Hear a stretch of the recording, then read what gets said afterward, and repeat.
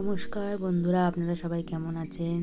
আজকে চলে এসেছি অপুর রান্নাঘরে আরেকটি নতুন রেসিপি নিয়ে। আজকে বানাবো আমুদি মাছের তেল ঝাল। তো এখানে আমি মাছটা ধুয়ে নিয়ে নুন, হলুদ, লেবু আর সর্ষের তেল দিয়ে মাখিয়ে রেখেছি।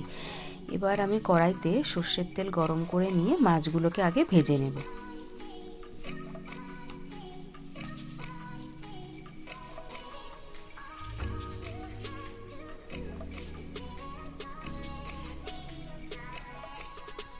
মাছগুলোকে খুব কড়া করে ভাজবো না, তো এরকম যখন ভাজা হবে তখন মাছগুলোকে আমি তুলে নিচ্ছি। এবার কড়াইতে তেলের মধ্যে একটা শুকনো লঙ্কা আর কিছুটা কালো জিরে ফোড়ন দিয়ে দেব।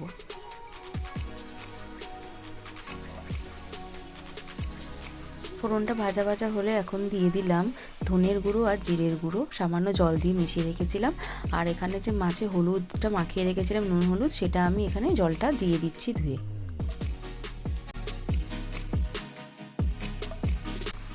এখন আমি এখানে টমেটো কুচি দিয়ে দিয়েছি আর এখন দিলাম শুকনো লঙ্কা গুঁড়ো।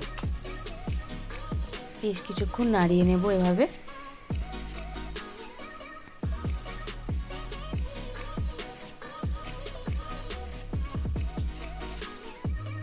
এখন দিয়ে দিচ্ছি স্বাদ মতন লবণ।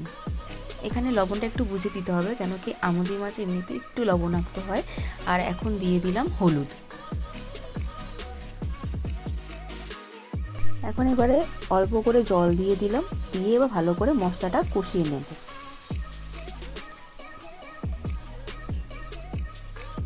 এখন এবার ঢেকে দিয়ে মশলাটা ফুটতে দিয়েছি।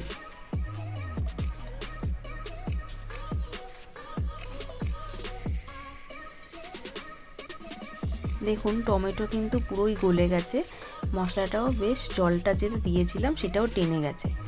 তো এখন আমি এখানে দিয়ে দিলাম কিছুটা ধনেপাতা কুচি।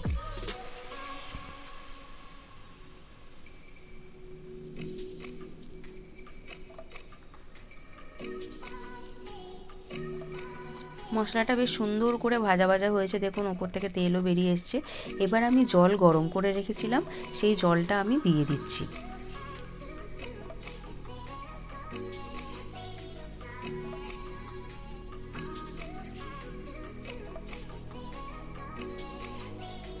এবার ঝোলটা একটু ফুটে আসলে মাছগুলো আমি দিয়ে দিলাম।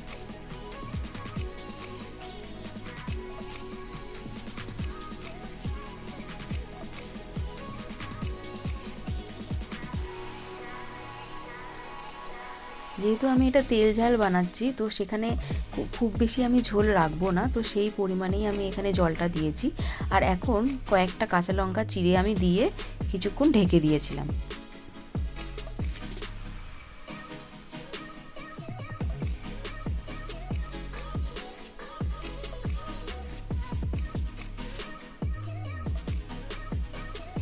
ঝাল ঝাল আমুদি মাছের এই রেসিপি কিন্তু খেতে অসাধারণ।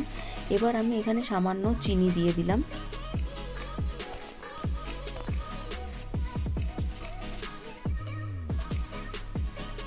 আর অল্প কিছু ধনেপাতা রেখেছিলাম, সেগুলো আমি ওপর থেকে দিয়ে দিচ্ছি।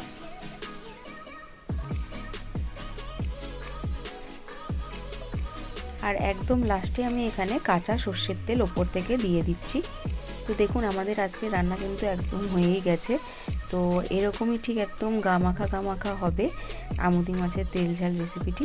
তো আপনাদের কেমন লাগলো এই রান্নাটি, আর আপনারা অবশ্যই কিন্তু একবার এভাবে বাড়িতে বানিয়ে দেখুন। গরম ভাতের সাথে আমুদি মাছের তেল ঝাল দুর্দান্ত লাগে খেতে।